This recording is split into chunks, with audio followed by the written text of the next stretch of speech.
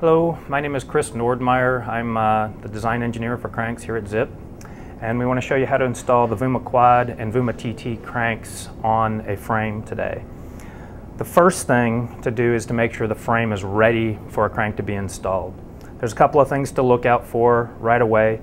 One is the derailleur cable. As it goes up through the bottom bracket on some bikes, this cable is actually routed through the shell, and you want to make sure that this cable cannot come in contact with your spindle as you install the crank. Strangely enough, is because we have the 30mm spindle versus the 24mm spindle, it actually can on some frames hit. So on this frame, that is not an issue. The cable runs outside the shell. The second thing to look for is derailleur cable guide. That's attached through the screw up through the bottom, and on some bikes that screw can go up through into the bottom bracket shell and actually cause an interference with our 30mm spindle. Again, you want to make sure that that's not the case on your bike. Again, this bike is in good shape. There's no protrusion into the shell. The next thing to do is to make sure that your shell is the right width. So for that, I'll need a set of calipers. Well, we want to measure the bottom bracket width here on this frame to make sure that it is ready to receive our crank system. The VumaQuad specifies a 68mm max dimension from face to face on this frame. On this one, it is from the factory, it is 67.9, which is great for us.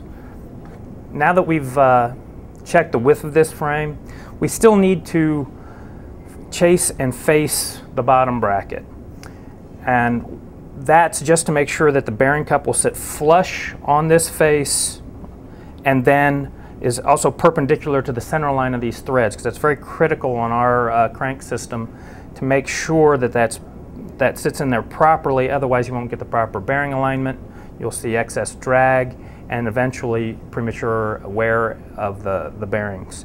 So the first thing you have to do is thread the inserts in from both sides, right and left, to make sure they're in. Once you have that in, then you're going to use a facing tool with a cutter to just make sure that you're going to get even contact all the way around. So you want to see this tool leave a mark just on the face. You don't have to take off any material really, you just need to make sure it's contact all the way around. Now that that's ready, I can repeat the process on the left side. It's the same procedure. Now that we have these two faced, we'll be able to move on. Well, let's take a quick measurement of the width again, and this will help us determine the number of shims we need to use later on during the installation process. It looks like we took off about 0.2 of a millimeter. That's not a lot. That's actually pretty good. Each of our shims is a 0.5 millimeter, so we probably won't have to use any additional shims. Now that we have the frame ready for installation, we can actually start. The first thing is to get your bottom bracket cups, or your bearing cups out, and install them in the bottom bracket. But before you even do that, you need to make sure you're applying a quality assembly lube, grease, or anti-seize to these threads. And so that's what I'm doing right now. Now that we have that in, we can start threading it into the shell. Okay, now it's just a simple repeat of the procedure for the non-drive side. Okay, I have them finger tight, so let's go ahead and finish the job. We supply a wrench with every crank set. Just a matter of putting it on, making it good and tight.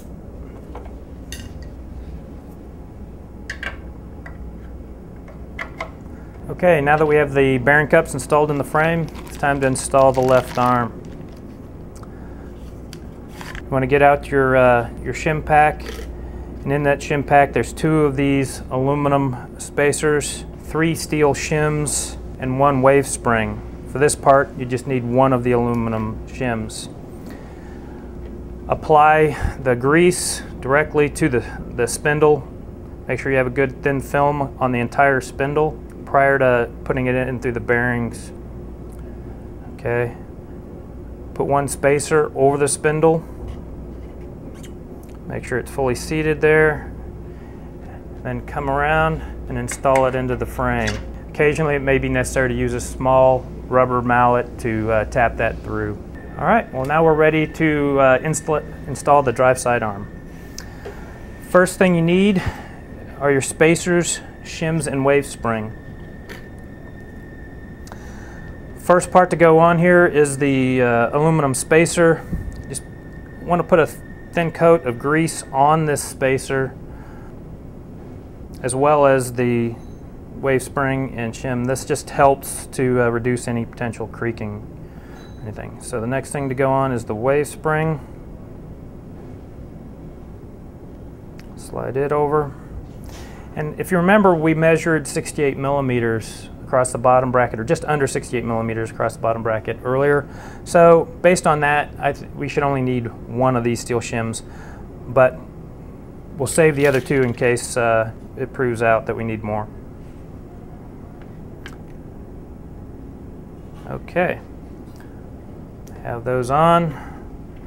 I'll rotate the left arm up to aid my installation.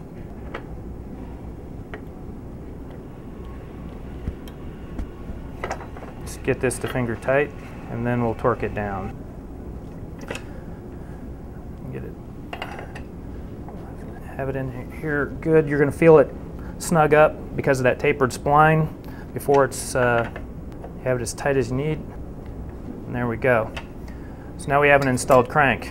Spinning freely, so that means that we don't have too many shims in here causing side load on the bearings.